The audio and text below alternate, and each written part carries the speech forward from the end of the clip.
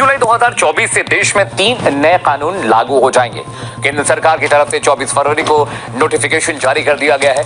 अब Indian penal code यानी IPC की जगह भारतीय न्याय संहिता, क्रिमिनल प्रोसीजर कोड यानी सीआरपीसी की जगह भारतीय नागरिक सुरक्षा संहिता और एविडेंस एक्ट की जगह भारतीय साक्ष्य अधिनियम लागू होंगे। इन तीनों कानूनों को पिछले साल 21 दिसंबर को संसद की मंजूरी मिल गई थी। 25 दिसंबर को राष्ट्रपति मुर्मू ने अपनी सहमति दी थी। इसके बाद ये तीनों नए विधेयक कानून में तब्दील हो गए। केंद्रीय गृह मंत्रालय की तरफ से जारी नोटिफिकेशन में बताया गया है कि नया कानून 1 जुलाई 2024 से देश में प्रभावी होंगे।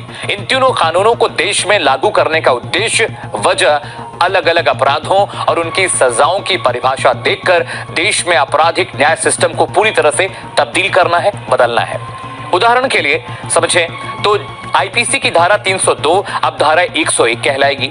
ठगी के लिए लगाई जाने वाली धारा 420 अब धारा 316 होगी। हत्या की कोशिश के लिए लगाई जाने वाली धारा 307 अब 109 कहलाएगी।